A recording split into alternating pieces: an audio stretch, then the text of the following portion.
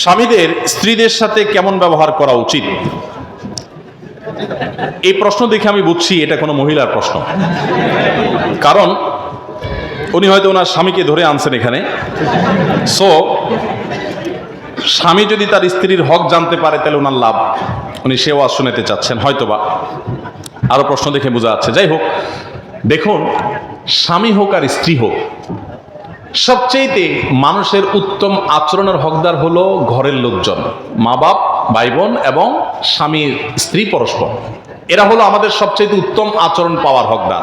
কিন্তু আমরা কি করি? আমাদের সবচেয়ে ছেঁচড়া আচরণ, সবচেয়ে নোংরা আচরণটা আমরা রিজার্ভ রাখি বউয়ের জন্য, মায়ের জন্য, ছেলে মেয়ের জন্য, ভাই বোনের জন্য, স্বামীর জন্য, ঘরের লোকজনের জন্য। আর সবচেয়ে মিষ্টি মিষ্টি কথাগুলো বরাদ্দ রাখি আমাদের বাইরের লোকদের জন্য। ঠিক না? ঠিক বলেন। যারা দোকানদারি করেন, অনেক দোকানদার আছে দেখবেন, কাস্টমারের সাথে এত মিষ্টি মিষ্টি কথা বলেন, মনে হয় যে কথা তো না যেন চিনির গোল্লা।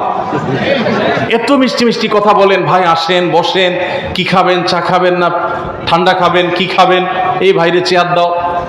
মানে ভাই ভাই বলতে বলতে মুখ দিয়ে ফেনা ছুটে যাচ্ছে, আর মহিলার সাথে কথাই নেই। আপা বসেন, চেয়ার দেন, এই করেন, সে করেন। এরকম অবস্থা আছে না নাই? আমি যশোর যখন দোয়াটা মাদ্রাসায় পড়ি, তখন কালেক্টরেট মার্কেটে আব্বার এক বন্ধু, ওনার একটা কাপড়ের দোকানে বন্ধের দিনগুলোতে আমি একটু বসে ওনার হেল্প করতাম, সহযোগিতা করতাম।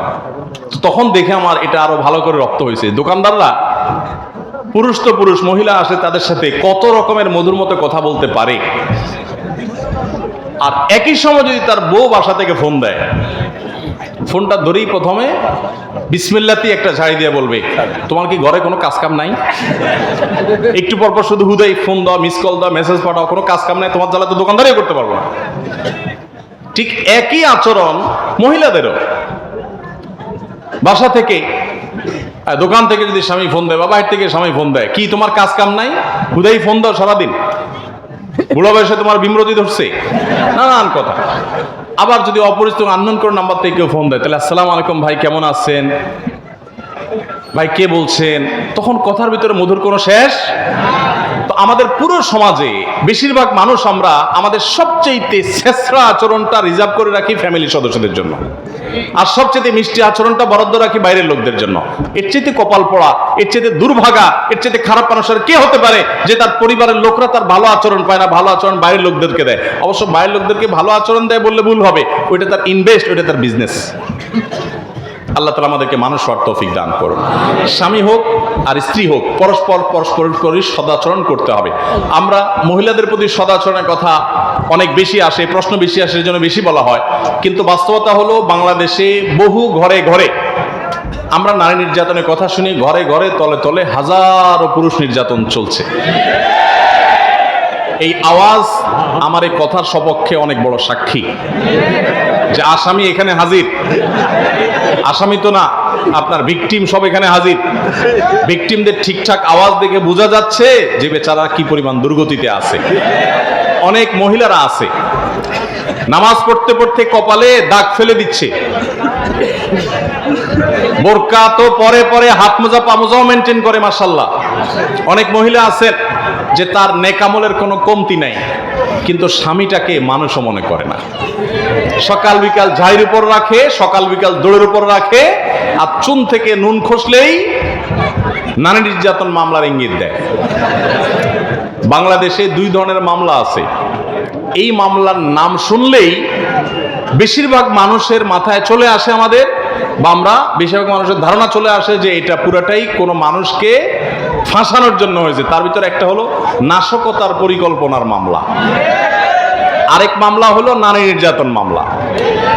যে ফাঁসানোর জন্য এই মিথ্যা মামলাগুলো আমরা করি, যারা করি কিয়ামতের ময়দানের জন্য অপেক্ষা করি। আল্লাহ তাআলা আমাদেরকে বোঝার তৌফিক দান করুন।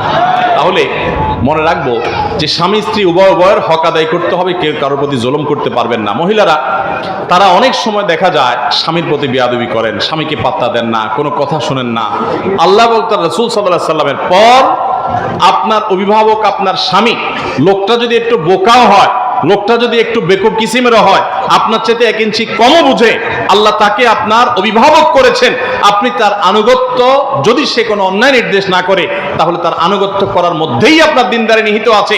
আপনার জন্য নফল আমল করার চাইতে, নফল নামাজ পড়ার চাইতে, নফল দাওয়াতের কাজ করার চাইতে নিজের স্বামীর আনুগত্য করার, স্বামীর সেবার গুরুত্ব অনেক বেশি। আমি প্রায় বলি, এটা আমাদের মা বোনদের জন্য তিতা করল্লার মতো আমল।